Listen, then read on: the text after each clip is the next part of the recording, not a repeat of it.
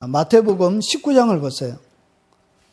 마태복음 19장 16절부터 한번 보겠습니다. 마태복음 자세히 보세요. 마태복음 19장 16절. 여러분들이 잘 아는 말씀이니까 제가 읽어볼게요. 들어보세요.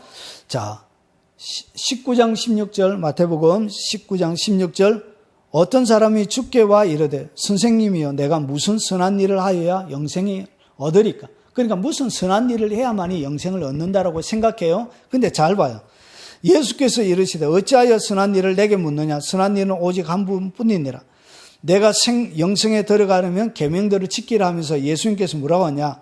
이르되 어느 계명이니까? 예수께서 이르시되 살인하지 말라, 간음하지 말라, 도둑질하지 말라, 거짓 증언하지 말라, 내 부모를 공경하라, 내 이웃을 내 자신같이 사랑하라 하신 것이라. 그 청년이 이르되 이 모든 것을 내가 지켜사오니 아직도 무엇이 부족하리까? 그러면서 예수님이 핵심을 딱 집어요. 잘 봐요. 21절.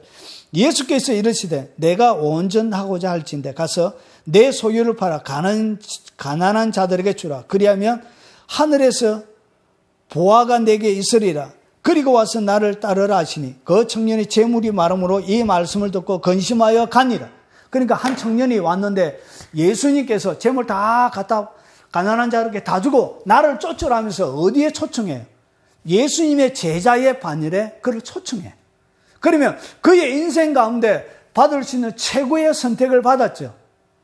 예수님의 제자의 예수님을 같이 따라다니고 같이 먹고 마실 수 있는 엄청난 특권을 그가 받은 그 초청을 예수님 앞에 받은 육체로 이 땅 가운데 오신 하나님의 초청을 그가 직접 받은. 그런데 그가 그 재물이 다 팔아서 주려 하니까 그가 재물이 많았기 때문에 어떻게 하냐? 그 예수님의 말씀을 그가 거절하고 어떻게 하죠? 근심하면서 가버려요. 그 일생은 그렇게 끝나요. 결국 그의 마음속에는 하나님을 향한 열정, 하나님 자체에 대한 열정보다 뭐가 가득 있었다고? 재물이 가득 있었던 거예요. 우상이 그 속에 가득 있었던 거예요. 결국은 하나님이, 예수님이 그에게 얘기하는 것이 뭐냐? 그의 속에 있는 그 우상을 철거하지 않고는 뭐 할 수 없다? 예수님 앞에 따라갈 수 없다는 것이죠. 여러분, 이렇게 하나님의 진리가 증거되어지고 이 사람이 보이는 반응처럼 어떻게 하냐? 예수님을 떠나가더라. 근데 예수님이 그 사람을 잡아요? 안 잡아요? 안 잡아요. 아, 이 사람 와라. 그게 중요한 게 아니다. 하늘에 내 보화가 있다. 이야기하는데도 불구하고 하늘의 보화, 영원한 하나님 나라의 것에 아무런 관심은, 그의 관심은 뭐가 있냐? 이 세상의 것에 가득 그의 마음을 빼앗기고 있었다. 결국은 이게 뭐예요? 바로 우상 숭배. 그의 마음속에 누가 왕으로 되어져 있었다고? 십계명을 그가 다 지키고 있었지만, 그가 십계명을 지키고 겉으로는 지키고 있었지만 그의 왕은 누구라고? 하나님의 말씀에 순종해서 지킨 것이 아니라 그의 삶 전체는 결국은 마귀에게 힘을 주는 마귀의 예배자로, 우상 숭배자로 그가 살았던 것이죠. 진리의 반응을 보이지 않으면 주님이 안 잡습니다. 주님이 억지로 시켜야 안 시켜요? 안 시켜요. 주님은 절대로 억지로 안 시켜요. 여러분 스스로 자발해서 해야 됩니다. 자발해서 하시기 바랍니다. 스스로 원해서 해야 됩니다. 주님은 절대로 안 해요. 진리의 반응을 보이는 그자만이 하나님 나라에 합당한 자요. 그자만이 주님께서 부르시는 바로 그런 자라는 것이죠. 내 십자가를 지고 나를 쫓지 않는 자는 내게 합당치 않다. 주님에게 합당한 자는 누구냐? 자기의 십자가를 지고 그 진리의 말씀에 반응을 보이며 그의 삶을 송두릴 때 드리는 그자가 진짜 하나님이 찾으시는 그 그리스도의 사역에 혜택을 입는 수혜자가 되는 것입니다.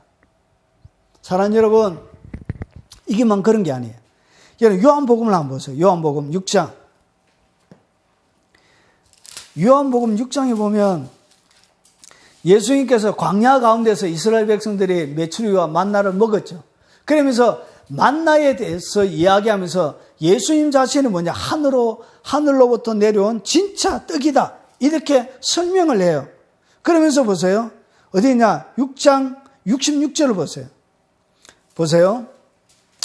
65절을 보면 또 이르시되 그러므로 전에 너희에게 말하기를 아버지께서 오게 하여 주시지 아니하시면 누구도 내게 올 수 없다 하였노라. 그러면서 이 이스라엘 영생의 말씀 60절 위에 보니까 영생의 말씀이 이래 되어 있죠. 성경 위에.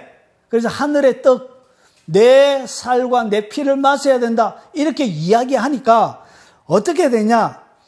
이 66절에 그 시대의 사람들이 보였던 반응이에요. 66절 보세요. 그때에 그의 제자 중에 많은 사람들이 떠나가고 다시는 그와 함께 다니지 아니하더라. 그러니까 더 깊은 말씀을 그들에게 전거를 한 거예요.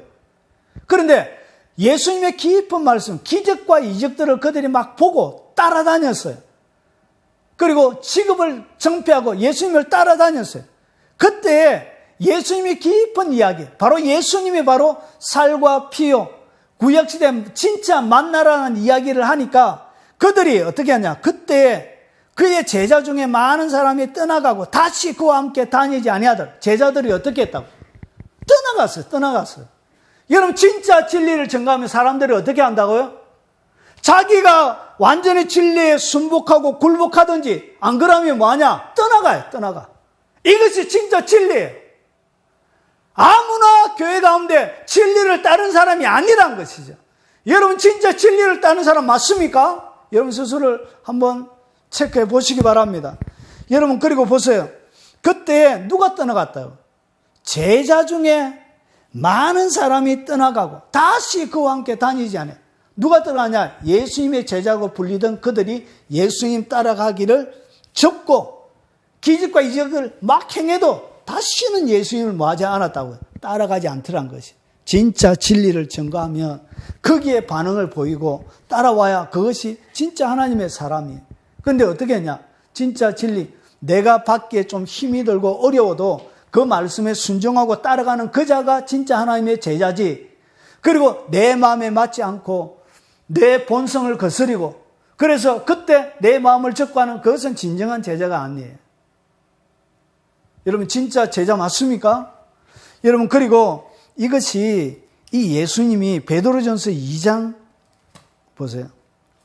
베드로전서 2장 6절과 8절을 한번 보겠습니다. 자, 베드로전서 2장 6절 제가 읽어볼 테니까 여러분 한번 들어보십시오. 베드로전서 2장 6절 성경에 기록되었으되 보라, 내가 택한 보배로운 모퉁이 돌을 시온에 두노니 그를 믿는 자는 부끄러움을 당하지 아니하리라 하였으니. 자, 7절부터 잘 보여. 그러므로 믿는 너희에게는 보배이나 믿지 아니하는 자들에게, 그러니까 믿는 자들에게는 이 예수님이 모퉁이 돌인데 믿는 자들에게는 모퉁이 돌처럼 그들을 지탱해주는 집의 기초돌이 되는데 믿지 않는 자들은 어떻게 했냐? 건축자들이 버린 그 돌이 모퉁이의 머릿돌이 되고 믿지 않는 자. 그리고 8절을 보세요. 또한 부딪히는 돌과 걸려 넘어지게 하는 바위가 되었다 하였으니 그들이 말씀을 순종하지 아니함으로 넘어지나니 이는 그들을 이렇게 정하신 것이에요. 결국 말씀을 순종하지 아니할 때 누가 걸림돌이 된다고요? 예수님이 여러분이 걸림돌이 돼요. 걸림돌이 되는데 뭐처럼? 부딪히는 돌처럼 걸려 넘어지게 하는 바위처럼 예수님이 그렇게 돼요.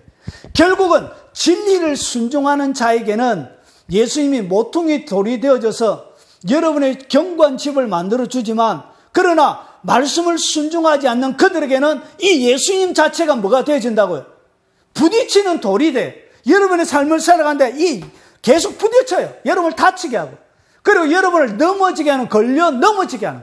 결국 내가 그 돌에 부딪혀서 내가 깨어져야 되는 것이지, 그 돌에 내가 깨어져 보지 못한 사람들은 하나님의 길을 제대로 따라갈 수가 없게 되어지는 것이죠. 자, 그래서 말씀을 순종하지 아니함으로 뭐 한다고요? 넘어지게 되어진대요. 결국은 여러분 예전이나 지금이나 똑같아요. 말씀을 뭐 하지 않아요? 말씀을 결국은 사람들이 어떻게 했냐? 순종하지 않았습니다. 결국은 어떻게 했냐? 예수님을 십자가에 못 박아 죽이게 되어져 있는 그런 일들이 일어나게 되어진 것입니다. 자, 요 사역, 이 선지자 사역을 어떻게 했냐? 예수님이 육체로 이 땅 가운데 다니는 그 일들이 결국 무슨 사역이었대요? 선지자 사역이었습니다. 그러면 이 제사장 사역은 어떻게 이루어지느냐? 이 제사장은 이렇게 되죠. 제사장인데 그냥 제사장이 아니고 대제사장. 자, 그러면 왜 예수님이 제사장이냐? 이 대제사장 사역은 언제 일어나냐? 지금 예수님이 십자가에서 부활하시고 그 다음에 성천하세요. 하나님의 보좌 우편에 앉으시고 나서 그 다음에 재림 전까지가 예수님의 제사장 사역이 진행이 되고 있는 거예요. 그러니까 지금은 예수님이 무슨 사역을 하고 계시다고요? 대제사장으로서 지금 사역을 하고 계신 거예요. 그래서 예수님의 사역이 아직 끝이 났어요? 안 끝이 났어요? 끝이 안 난 거예요. 예수님은 이제 예수 그리스도로 이제 두 번째 사역, 제사장 사역을 지금 하고 계신 것입니다. 자, 어디로 보냐? 히브리서 4장을 보세요. 자, 히브리서 4장.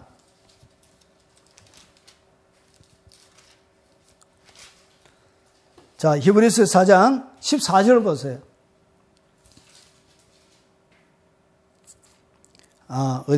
히브리서 8장부터 먼저 보겠습니다. 히브리서 8장 보고 4장으로 오겠습니다. 자, 히브리서 8장 1절부터 5절을 한번 보겠습니다. 자세히 보세요. 히브리서 8장 1절.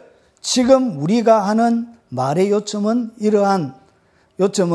이러한 대제사장이 우리에게 있다는 것이라. 그는 하늘에서 지극히 크신 이의 우편에 앉았었는데, 그러니까 이 예수님이 하나님 보좌 우편에 앉았었더라고 얘기하고 있습니다. 그러면서 보세요. 성소와 참장막에서 섬기는 이시라. 성소와 참장막, 이것이 뭐냐? 구약 시대에 하나님을 만났던 이 성막을 얘기합니다. 성막.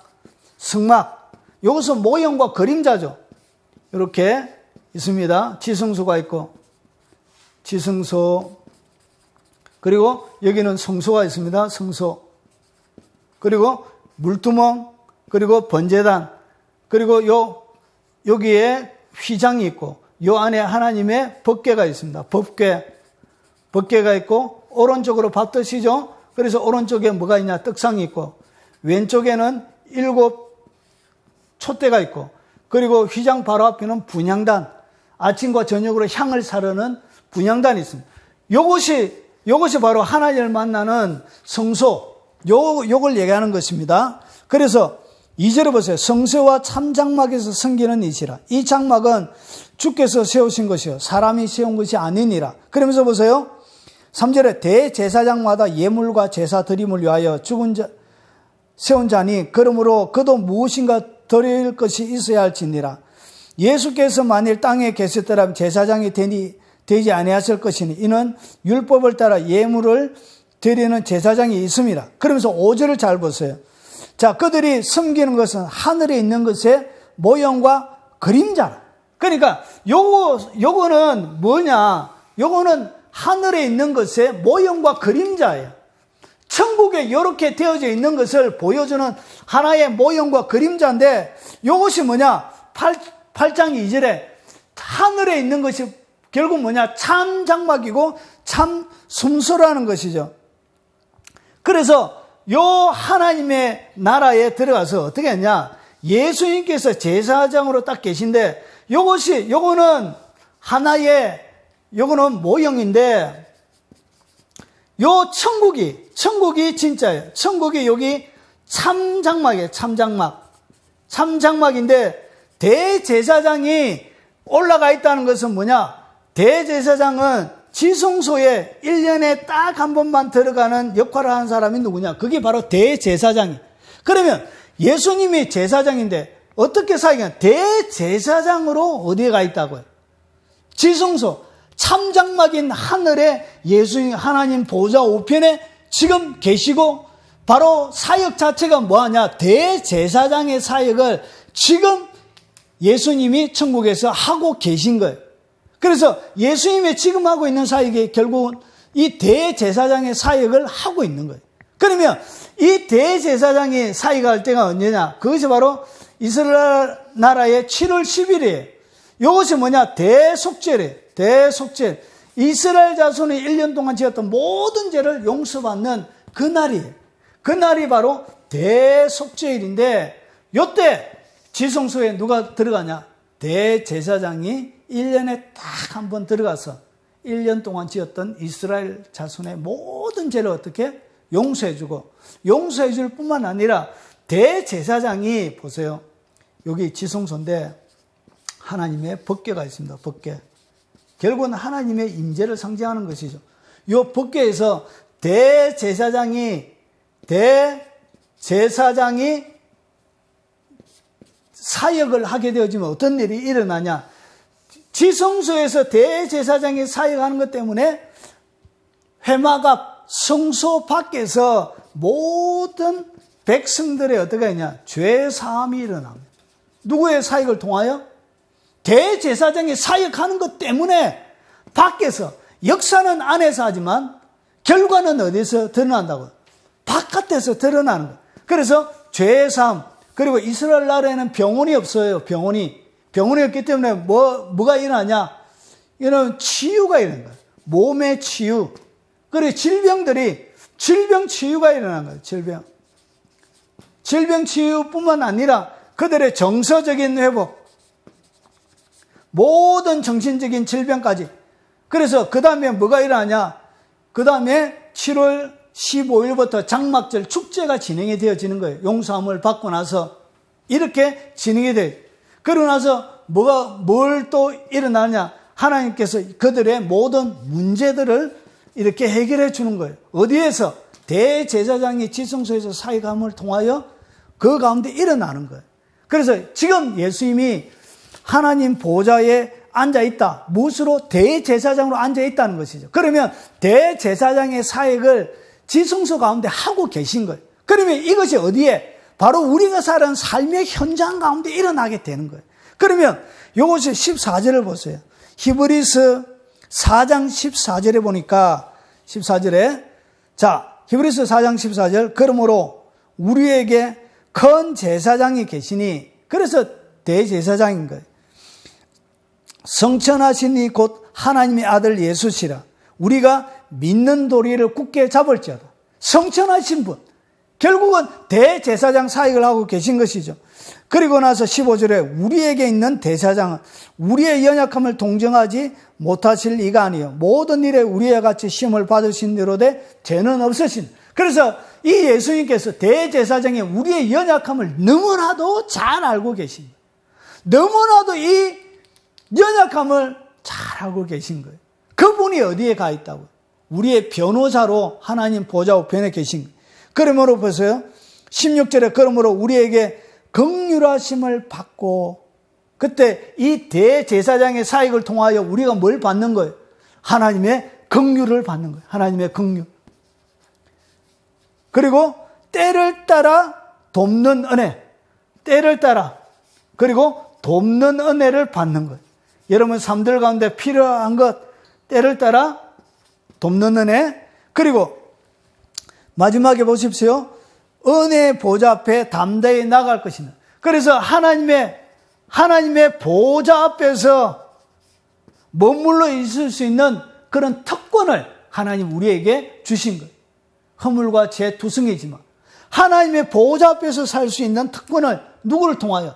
대제사장을 통하여. 그래서 이것은 이스라엘 백성들이 1년에 딱 한 번 경험하는 거예요. 그런데 이것이 어떻게? 예수님이 대제사장 그리스도로 지금 하나님 보좌 우편에서 제사장의 사역을 함으로 날마다 하나님 앞에 우리가 다이렉트로 1년 중에 하루 들어가는 그것이 날마다 우리의 삶들 가운데 일어나도록 보좌 앞에서 살아갈 수 있도록 하나님이 우리 가운데 이런 일을 지금도 하고 계신 것입니다. 그것이 뭐예요? 그리스도의 사역인 거예요. 여기까지 이해가 되시죠? 그리고 마지막 사역은 뭐냐? 마지막 예수님의 왕으로 오신 사역은 예수님의 재림 때 일어납니다. 언제 일어난다고요? 예수님의 재림 때 예수 그리스도의 이름, 이 그리스도의 사역이 재림을 통하여 완성이 되어집니다. 자, 어디를 보시냐면 요한계시록 19장을 보세요.